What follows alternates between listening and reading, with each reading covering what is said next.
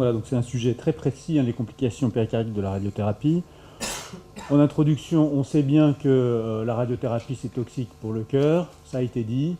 Il y a une surmorbidité, une surmortalité chez les sujets qui survivent, surmortalité cardiovasculaire chez les sujets qui survivent à un cancer s'ils ont été irradiés. Et il y a encore une plus grande surmortalité, surmorbidité si c'est le sein gauche qui a été irradié par rapport aux femmes dont c'est le sein droit qui a été irradié. Si on regarde maintenant les complications tunique par tunique, nous on va se limiter aux complications péricardiques, mais on sait bien que tout est touché, ça a été dit. Moi j'ai choisi de vous parler uniquement des péricardites aiguës et de la constriction péricardique, parce que parler des épanchements péricardiques asymptomatiques dans le cadre d'un cancer et des diagnostics différentiels, ce serait trop complexe et trop long. On sait bien qu'il y a des atteintes du myocarde, des coronaires, des valves, il y a aussi des troubles du rythme et de la conduction. Alors la péricardite aiguë, dans le cadre d'une radiothérapie, c'est devenu rare. C'était fréquent il y a une vingtaine d'années. On disait que ça touchait jusqu'à 15% des patients.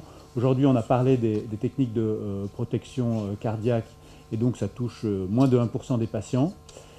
Ça survient en moyenne 4 mois après le début du traitement, et donc en général, ça ne nécessite pas d'interruption de la radiothérapie, et c'est une péricardite qui se présente de façon classique, avec un traitement a priori classique. C'est l'occasion pour moi de vous rappeler le traitement de la péricardite aiguë, puisque vous savez que les recommandations concernant la prise en charge des maladies du péricarde, les recommandations européennes ont été publiées en août cette année, en août 2015. Donc c'est systématiquement maintenant une bithérapie, anti-inflammatoire ou aspirine pendant 4 à 6 semaines avec diminution progressive des doses, et systématiquement de la colchicine, 1,5 à 1 mg par jour pendant 3 mois. Et puis bien sûr l'arrêt de l'exercice physique pendant une très courte durée chez les sujets lambda, c'est-à-dire jusqu'à disparition des signes cliniques et normalisation de la CRP. Mais chez les sportifs, c'est au moins 3 mois d'arrêt de l'exercice physique, parce que sinon on a des récurrences incessantes. La péricardite constrictive maintenant. Dans ces guidelines, on a identifié 3 types de péricardite constrictive. Donc ça, à mon sens, c'est aussi un peu nouveau. Et ces 3 types de péricardite constrictive peuvent survenir dans le cadre d'une radiothérapie. Donc il y a la péricardite constrictive classique qui survient tardivement et qui peut être traitée que par péricardectomie. Il y a aussi l'épanchement péricardique constrictif, c'est-à-dire l'épanchement péricardique qui s'accompagne de signaux droits, drainage péricardique, persistance des signaux droits après drainage, et donc là on essaye un traitement anti-inflammatoire et éventuellement une péricardectomie. Et puis ça c'est encore plus nouveau, la constriction transitoire, c'est-à-dire des gens qui font une péricardite aiguë qui s'accompagne de signes droits, de signes de constriction péricardique, et qui peut guérir sous anti-inflammatoire non stéroïdien et colchicine. Donc, dans les péricardites constrictives entre guillemets aiguës, il y a un intérêt éventuel au traitement médical, même si ce n'est pas très fréquent. Alors, si on regarde cette diapositive, elle vous a été montrée. Bien sûr, les complications de la radiothérapie, c'est après maladie de Hodgkin et après cancer du sein.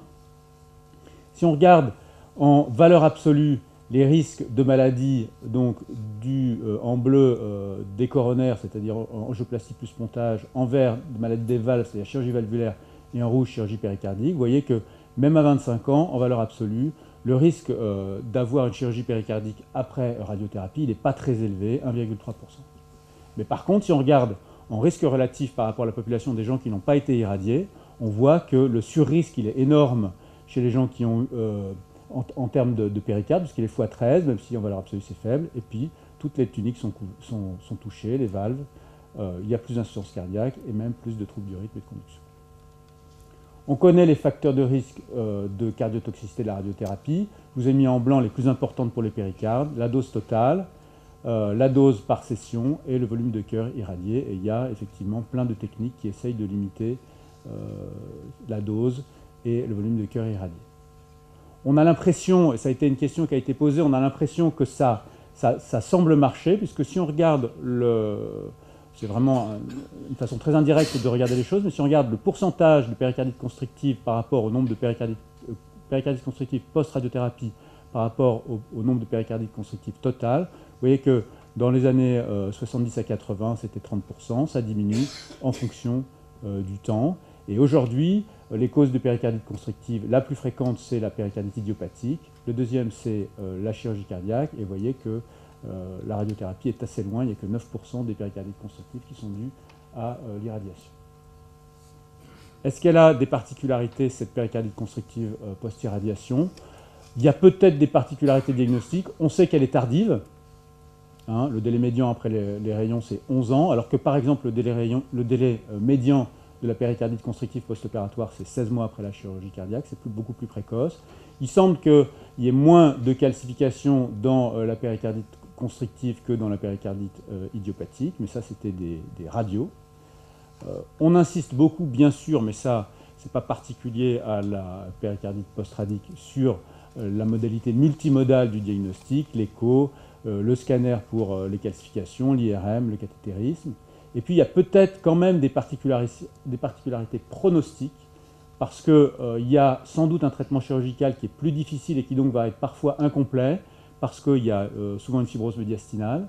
Il y a une atteinte des autres tuniques, on en a parlé, myocarde, valve coronaire, et donc ça va favoriser sans doute le bas débit post-opératoire. Et la première cause de mortalité après décortication péricardique dans la péricardite post-radique, c'est le bas débit. Il y a aussi des fibroses pulmonaires et des retards de cicatrisation osseuse qui rendent donc le pronostic plus mauvais.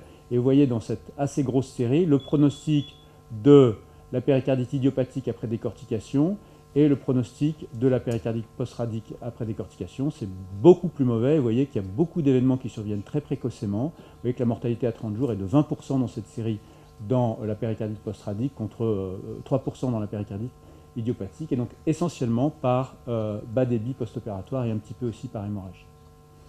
Donc finalement, bien sûr, ça peut plaider ces complications péricardiques pour un suivi des patients après radiothérapie. Je pense que les maladies du péricarde n'ont un intérêt que quand elles sont symptomatiques. Donc bien sûr qu'il faut suivre les patients après traitement pour un cancer, mais pas spécialement pour le péricarde, plutôt pour les valves, le myocarde et les coronaires, bien sûr. Voilà, je vous remercie. Question pour Philippe.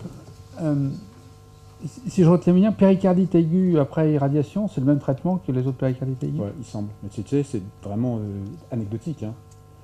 Donc, auparavant, on faisait des corticothérapies, la corticothérapie, mais dans toutes les péricardites aiguës, ça disparaît la corticothérapie parce que c'est le premier facteur de récidive. Ouais. Est-ce qu'il y a des questions? Pas de questions. On peut irradier les péricardes sans problème alors. Philippe, merci beaucoup.